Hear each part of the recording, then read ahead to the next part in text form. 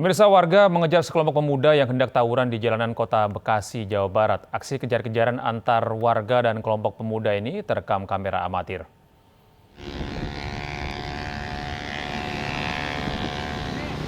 Aksi kejar-kejaran sepeda motor antara warga dengan sekelompok pemuda yang hendak tawuran terjadi di Jalan Raya Sultan Agung, Bekasi, Jawa Barat. Warga mengejar kelompok pemuda untuk mencegah mereka tawuran, namun remaja ini malah kabur. Aksi kejar-kejaran berakhir setelah salah satu pemuda terjatuh. Warga menemukan sebilah celurit dan sepeda motor remaja. Warga berhasil mengamankan 3 pemuda yang langsung dibawa ke Polsek Bekasi Barat. Ya, tawuran. Wah, habis tawuran kalian ya? Agak baru ini bang. Jangan bohong kau.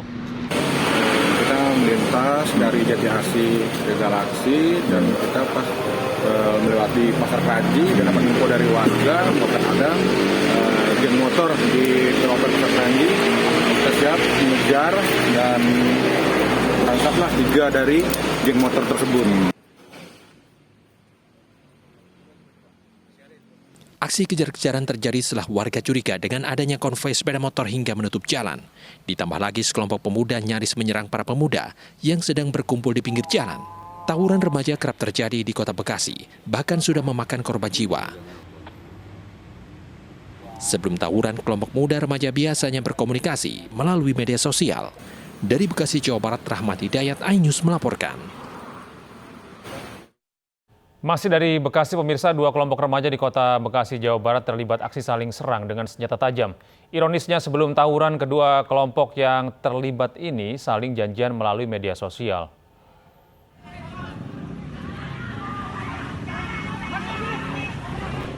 Video amatir warga yang merekam aksi tawuran remaja usia belasan tahun ini viral di media sosial. 2 kelompok remaja ini terlibat tawuran dengan senjata tajam di Jalan Jenderal Sudirman, Medan Satria, Kota Bekasi, Jawa Barat, Minggu dini hari. Para remaja yang membawa parang dan celurit ini mengejar kelompok remaja lainnya hingga melakukan penyerangan ke pemukiman warga. Bahkan para pengendara yang melintas dan warga yang mengetahui pun takut untuk keluar. Salah satu warga mengatakan tawuran remaja ini sudah sering kali terjadi. Biasanya sebelum tawuran, para remaja ini saling janjian di media sosial. Warga pun berharap agar pihak kepolisian rutin melakukan patroli malam di jam-jam rawan aksi tawuran remaja dan kelompok geng motor. Sering itu, Batam tuh tak hari apa, tapi sering. Sering ya? Iya. Tawurannya di depan pom bensin. Ada. Nggak ada ya? Harusnya di stand-in patroli ini. Emang ini jalur tawuran ya harus di standby ya? Iya harusnya. Sudah sering, bukan berbulan-bulan kok. Aksi tawuran remaja di kota Bekasi ini sudah sangat meresahkan warga dan sudah sering terjadi. Bahkan tak jarang menimbulkan korban jiwa. Dari Bekasi, Jawa Barat, Rahmat Hidayat, iNews melaporkan. Pemirsa, polisi menangkap terduga pembacok remaja hingga tewas akibat salah sasaran saat tawuran di Cengkareng, Jakarta. Total ada 4 pelaku yang ditangkap polisi.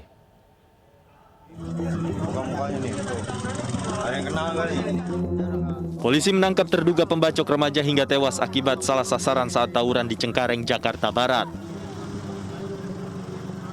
Pelaku berinisial AS berusia 18 tahun yang merupakan remaja putus sekolah. Selain itu, polisi juga menangkap pelajar SMP berinisial A yang merupakan pemilik senjata tajam. Total 4 pelaku sudah ditahan polisi.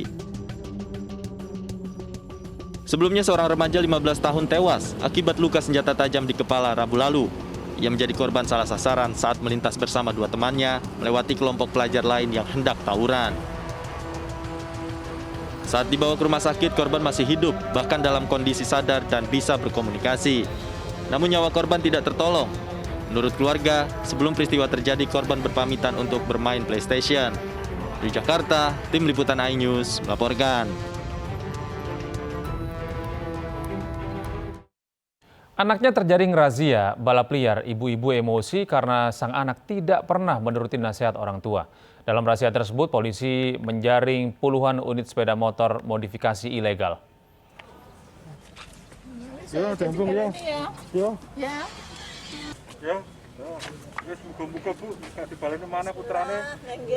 Emak-emak ini memarahi anaknya yang terjaring razia balap liar di Mapolres Tuban. Sang anak hanya bisa tertunduk diam mendengar kemarahan sang ibu. Sebagai bentuk penyesalan, remaja berusia 17 tahun ini meminta maaf kepada ibunya dengan mencium kaki ibunya. Petugas kepolisian sengaja menghadirkan para orang tua agar ke depannya, para orang tua dapat memberikan pembinaan dan pengawasan kepada anak-anaknya.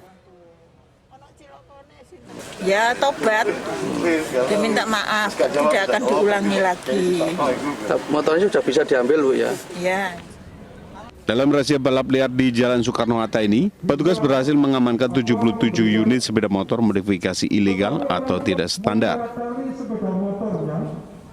Peringatan lah dari kita, mungkin yang kesekian kalinya, ini yang terakhir. Jadi sampai dengan saat ini tidak kita lakukan penindakan secara hukum, dalam artian kita berikan tilang, tetapi kita lebih kepada persuasif, dalam artian kita ngundang orang tuanya, kemudian pelanggarnya, dan juga kendaraannya kita tunjukkan.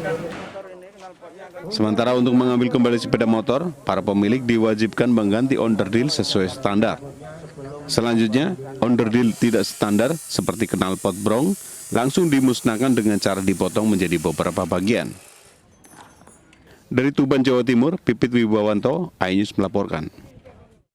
Seorang pengemudi mobil di Cirebon, Jawa Barat dihakimi massa karena menabrak dua sepeda motor dan nyaris menabrak warga. Pengemudi yang diduga dalam pengaruh alkohol itu kabur hingga akhirnya ditangkap polisi. Terus, pepet.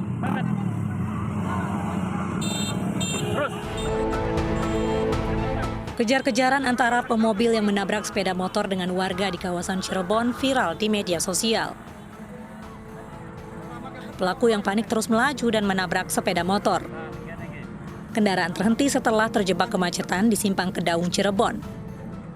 Warga yang sudah kesal menangkap pelaku dan menghakiminya. Petugas kepolisian dari sektor Kedaung dan Satlantas Polres Cirebon Kota segera datang dan mengamankan pelaku dari amukan massa. Menurut polisi, pengemudi minibus ini diduga dalam kondisi pengaruh alkohol. Dan untuk sekarang penanganan sedang kita lakukan penyelidikan di Satlantas Polres Cirebon Kota. Untuk di dalam mobil itu ada berapa orang, Dan? Untuk di dalam mobil itu ada satu orang. Ini informasinya dalam pengaruh alkohol, Komandan? Ya, informasi awal setelah kita lakukan interogasi, pengendara minibus tersebut dalam kondisi pengaruh alkohol. Saat ini pelaku maupun korban tabrak lari masih dirawat intensif di Rumah Sakit Permata Cirebon, Jawa Barat. Sementara kendaraan pelaku dan sepeda motor warga dibawa ke Polres Cirebon. Dari Cirebon, Jawa Barat, Miftahudin, iNews melaporkan. Pengemudi mobil yang menabrak 3 pemotor di Jalan Layang Pesing, Jakarta Barat dijadikan tersangka. Sementara pasca kecelakaan masih banyak pengendara motor yang masih melintas melalui Jalan Layang non-tol flyover Pesing.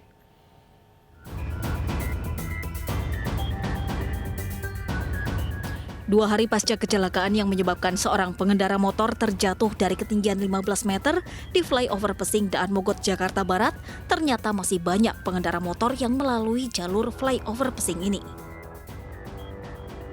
Sejak dibangunnya jalur layang non-tol Pesing pada tahun 2022, flyover ini tidak diperuntukkan bagi pengendara motor, mengingat tinggi pembatas jalan yang tidak lebih dari 1 meter dan angin yang kencang. Namun pelanggaran masih tetap saja terjadi. Sementara itu, Satlantas Polres Jakarta Barat menetapkan AND, pengemudi mobil yang menabrak 3 pemotor di flyover Pesing, menjadi tersangka. Ia dinilai lalai hingga membuat pengendara lain terluka.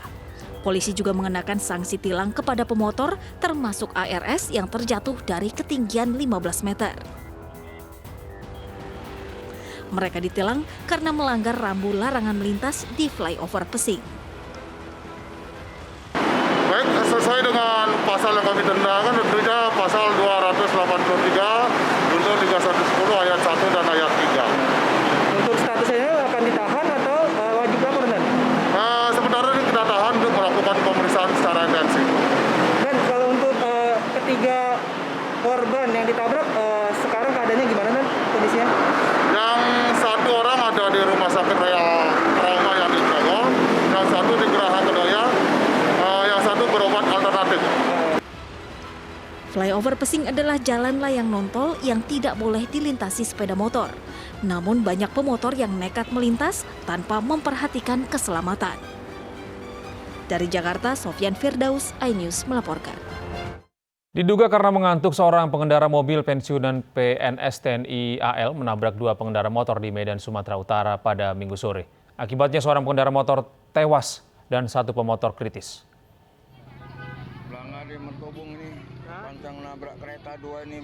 Warga Jalan Panjing 1, Kelurahan Martubung, Kecamatan Medan Labuhan, Medan, Sumatera Utara, dikejutkan dengan kecelakaan lalu lintas yang melibatkan satu mobil dengan dua sepeda motor.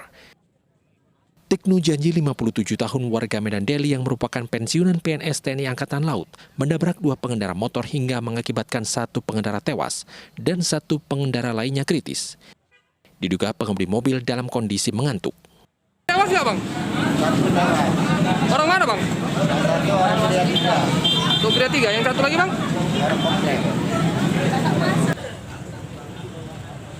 Anak korban tewas yang datang ke Rumah Sakit 5 Medan Labuhan tak kuasa menahan tangis melihat ibunya telah meninggal dunia.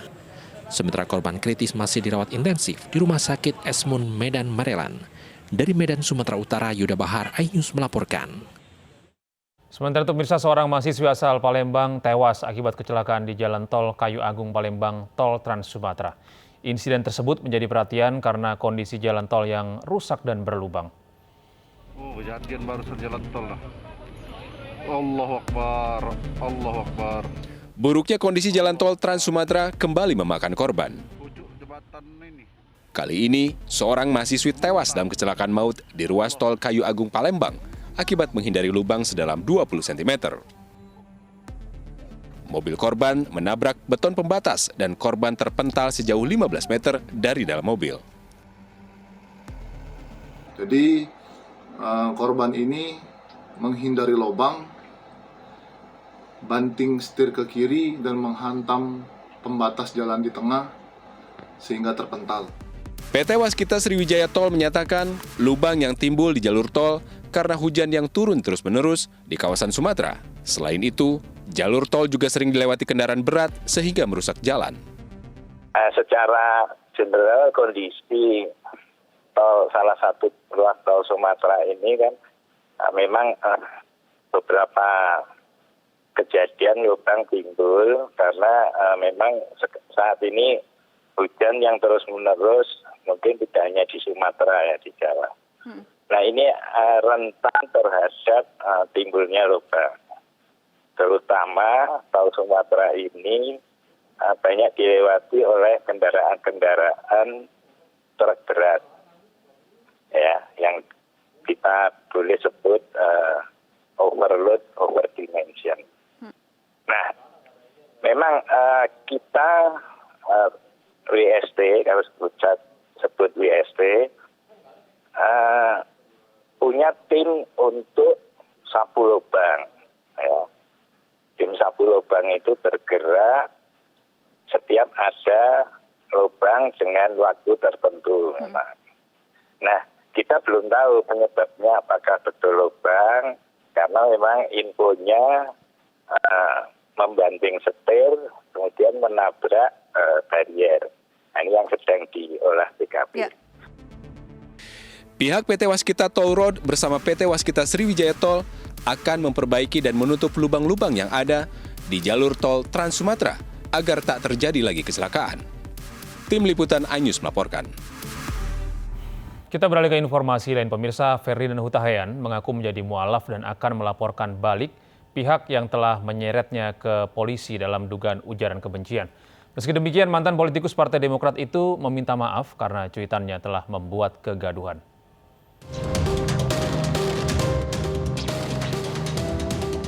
Tagar "Tangkap Ferdinand" sempat menggema di sosial media Twitter. Hal itu dikarenakan oleh cuitan pegiat media sosial Ferdinand Huta Heian yang diduga mengandung unsur penistaan agama membuat gaduh di masyarakat. Atas kegaduhan itu, Ferdinand mengaku telah menjadi mualaf dan meminta maaf. Namun mantan politikus Partai Demokrat ini mengaku akan melaporkan balik pihak yang telah menyeretnya ke kepolisian terkait dugaan ujaran kebencian yang mengandung sara. Meski demikian, Ferdinand mengaku menaati proses hukum yang berlaku. Saya memohon maaf sebesar-besarnya sekali lagi kepada saudara-saudara muslimku dimanapun kini berada yang terlanjur merasa tersakiti, merasa tersinggung atau merasa terserang ya. Tidak sama sekali, bahwa Allah yang kita percaya dan yakini adalah sama. Jadi apa yang terjadi sekarang saya harap kita bisa selesaikan dengan cara yang baik, bahwa kekeliruan orang yang ilmunya masih dangkal harus ditambah, harus dibimbing, harus diajari supaya ke depan semua semakin baik dan saya pun menjadi semakin muslim yang semakin lebih baik. Amin. Harapan saya seperti itu. Terkait proses hukum, Gus, saya akan mengikutinya dengan baik. Saya akan patuhi apapun yang akan dijalankan selama proses hukum ini. Sebelumnya, surat perintah dimulainya penyidikan atau SPDP kasus dugaan ujaran kebencian oleh pegiat sosial Ferdinand Huta Heian telah diterbitkan oleh penyidik Direktorat Cyber Bareskrim Polri. SPDP untuk Ferdinand Huta Heian diterbitkan usai pemeriksaan 5 orang saksi dan 5 orang saksi ahli yang terdiri dari saksi ahli bahasa, sosiologi, pidana, agama, dan ITE. Bareskrim akan memanggil Ferdinand Huta Heian untuk diperiksa. Penyidik Direktorat Tindak Pidana Siber Bareskrim Polri telah melayangkan surat tembusan SPDP. Jadi tembusan SPDP dan juga telah menyampaikan surat panggilan terhadap terlapor FH. Tadi malam tanggal 6 Januari 2022. Surat panggilan tersebut berisi pemanggilan kepada yang bersangkutan untuk menghadap ke penyidik pada hari Senin tanggal 10 Januari 2022 jam 10. Penyidik Direktorat Cyber Bareskrim Polri menerapkan pasal 28 ayat 2, junto pasal 45A ayat 2 Undang-Undang ITE terkait dengan menyebarkan informasi yang ditujukan untuk menimbulkan rasa kebencian dan atau permusuhan individu atau kelompok berdasarkan sara. Selain itu, penyidik juga menerapkan pasal 14 ayat 1 dan 2 Undang-Undang Nomor 1 Tahun 1946 tentang peraturan hukum pidana terkait dengan penyebaran berita atau pemberitaan bohong yang dapat menimbulkan keonaran di masyarakat. Dari Jakarta, Ersa Ambarita, Eko Agus Miadi, Jamie Jasin, iNews melaporkan. Sementara itu pemirsa, Putri Wali Kota Bekasi nonaktif Rahmat Effendi, Ade Puspitasari menilai operasi tangkap tangan KPK terhadap ayahnya bermuatan politis. Ketua DPD Golkar Kota Bekasi itu menyebut penangkapan terhadap ayahnya sebagai pembunuhan karakter. Ini pembunuhan karakter. Memang ini kuning sedang diincar.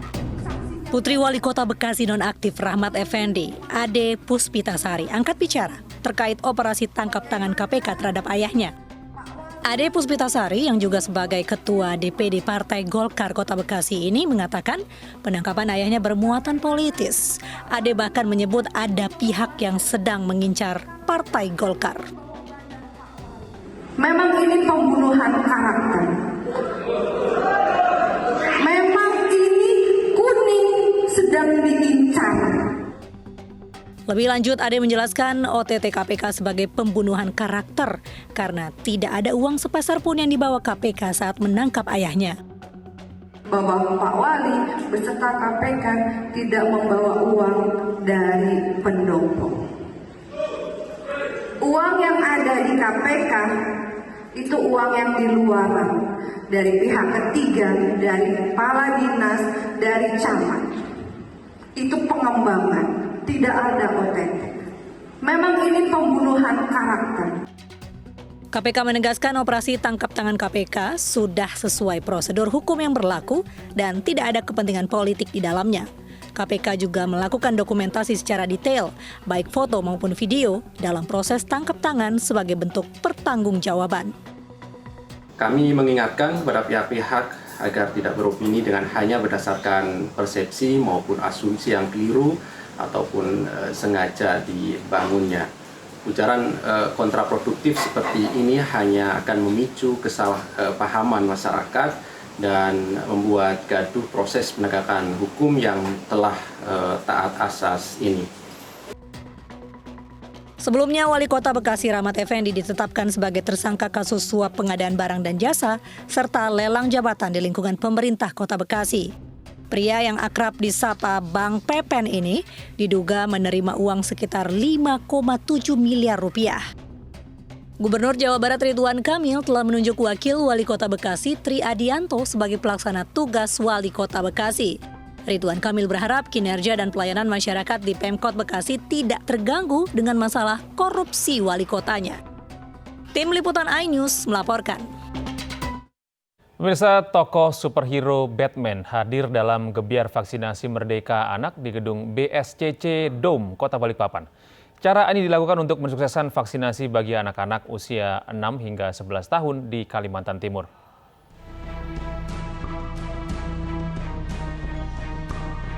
Ada yang istimewa dalam gebiar vaksinasi Merdeka di gedung BSCC Dome Kota Balikpapan beberapa waktu yang lalu. Salah satunya dengan kehadiran Batman.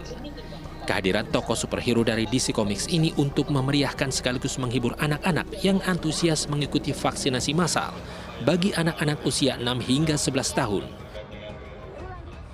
Vaksinasi anak usia 6-11 tahun bukanlah pertama kali digelar di Balikpapan. Sebelumnya, vaksinasi anak 6 hingga 11 tahun pernah digelar pada Desember 2021 lalu. Kali ini gebiar vaksinasi dihadiri langsung oleh Kapolda Jatim Irjen Pol Imam Sugianto, didampingi Wakapolda Kalimantan Timur Brigjen Pol Haryanto, dan pejabat utama Polda Kalimantan Timur. Dalam kesempatan ini, Irjen Pol Imam Sugiyatno juga menegaskan pelaksanaan kegiatan ini bertujuan untuk mempercepat pelaksanaan vaksinasi bagi anak dengan tujuan mempercepat mendapatkan perlindungan dari COVID-19 agar pelaksanaan pembelajaran tatap muka 100% segera bisa dilaksanakan di Kota Balikpapan. Kan PAUD kita itu kan jumlah 600-an lebih. Khusus PAUD minggu depan ini mudah-mudahan 2 hari kita tuntaskan. Ditambah lagi anak usia 6 sampai 11 kita tambah di dalam PAUD nanti itu. Mudah-mudahan minggu depan Pak Titi berapa tadi capaian kita 2.000-an coba kita kejar untuk minggu depan.